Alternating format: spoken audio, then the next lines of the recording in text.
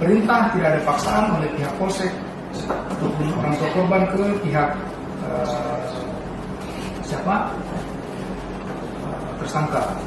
Kejadiannya penganiayaan ini terjadi sebelum LP masuk, yaitu di tanggal LP masuk di Polsek Badut tanggal 26 April 2024.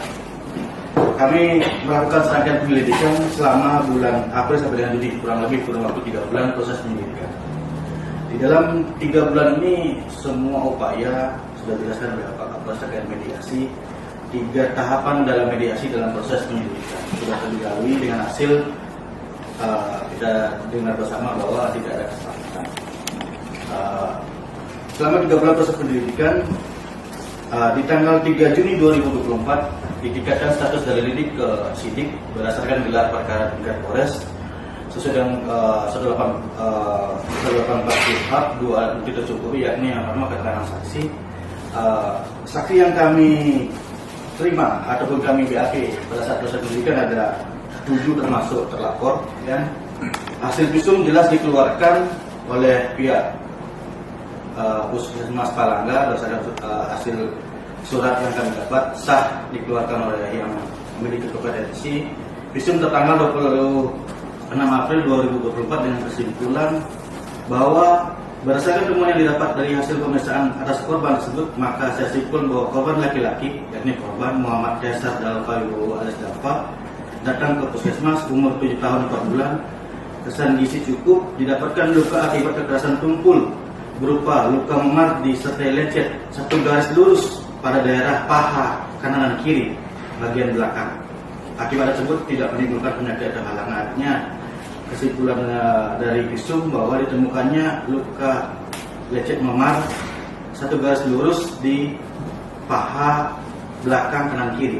Kita penyidikan kami buat proses sesuai dengan proses penyidikan, dan di dalam penyidikan juga penyidik dan dilakukan mediasi, dan ini sudah sampai di ranah KPA ini untuk melakukan mediasi dan pendekatan, dan kami juga menyampaikan pada saat gelar utamakan mediasi untuk jadi di tanggal 27 Juli selang beberapa hari lagi tahap 1 berkas kami akan lengkap, kami kirim tahap pertama ke kejaksaan.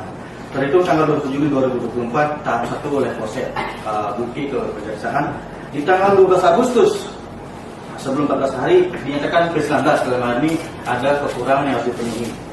Kami penuhi dan syukur tidak ada permasalahan dalam petunjuk yang kami lengkapi. Di tanggal 26 September 2024 P21 dilayangkan kepada kami Kapolsek itu. Namun kami tidak langsung melaksanakan tahap 2. Ada rentan waktu dari tanggal 26 September sampai dengan tanggal 16. Itu pun kami ditanyakan untuk kapan dilaksanakan tahap 2. Kami per tanggal 16 Oktober 2024 kami laksanakan tahap 2. Penyidik dalam proses penyelidikan dan penyidikan, terutama untuk penyidikan, kami selaku pembina fungsi Kesatuan di Polres dan Polsek Baitu tidak pernah melakukan upaya paksa penahanan. Untuk upaya paksa penyitaan kami melakukan penyitaan kepada korban terhadap pakaian dan 1 hijau berwarna hijau itu dari alat bukti. Untuk melakukan upaya paksa penahanan tidak kami laksanakan. Pertimbangan yang lain-lain kami tidak laksanakan. Ya, salah satunya tidak mungkin melarikan diri dan lain-lain. Seorang perempuan tidak kami laksanakan upaya paksa penahanan. Per 16 Oktober 2024 tahap 2 dilaksanakan. Nah, mulai itulah kewenangan kejaksaan melakukan penahanan. Memang dilakukan penahanan pada saat pelaksanaan tahap 2 di Lapas Perempuan Anak Kendari. Mungkin izin kami sampaikan upaya-upaya proses penyidikan dan upaya-upaya RG kami laksanakan, namun belum membuahai hasil ataupun belum ada kesepakatan. Jadi kami tidak bisa memaksakan proses penyidikan yang tidak melaksanakan lanjut. Yang pada intinya mekanisme penyidikan kami laksanakan. Dan tegas tidak ada penyidik, dalam ini kami Polres Konsel, Kasat-Reskrim ataupun Polsek Baitu melakukan penahanan terhadap yang bersangkutan. Penahanan dilakukan oleh pihak kejaksaan. Mungkin terima kasih benar yang saya sampaikan. Balik lagi, jadi banyak sekali. Kenapa saya bilang tadi saya perlu meluruskan? Karena banyak informasi yang beredar. Yang pertama, kalau seandainya di jewer kan tidak mungkin ada luka di paha seperti itu. Jadi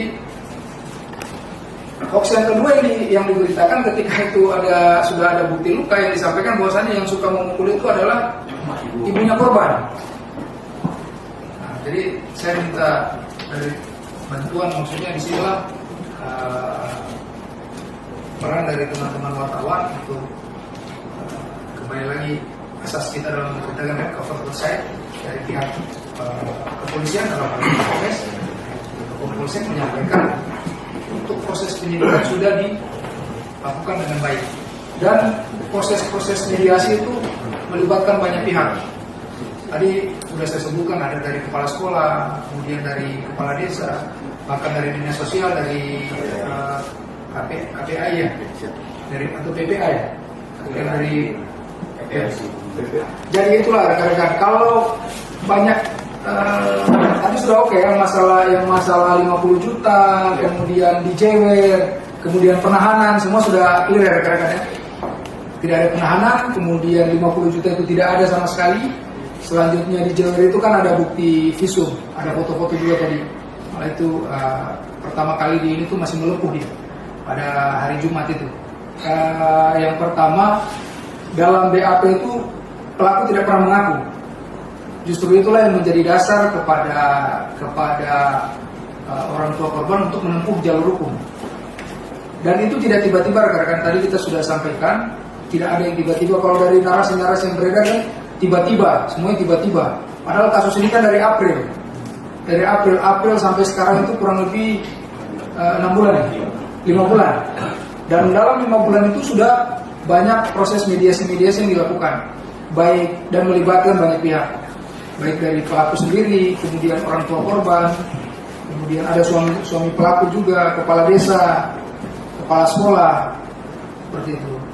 Jadi tidak ada pemaksaan dan tidak ada ketika mengakui kemudian ditetapkan jadi tersangka, tidak seperti itu. Rekan-rekan dari penyidik melakukan penyidikan berdasarkan fakta yang ada, seperti itu, dan keterangan saksi. Jadi tidak ada pemaksaan. Download Tribun X sekarang, menghadirkan lokal menjadi Indonesia.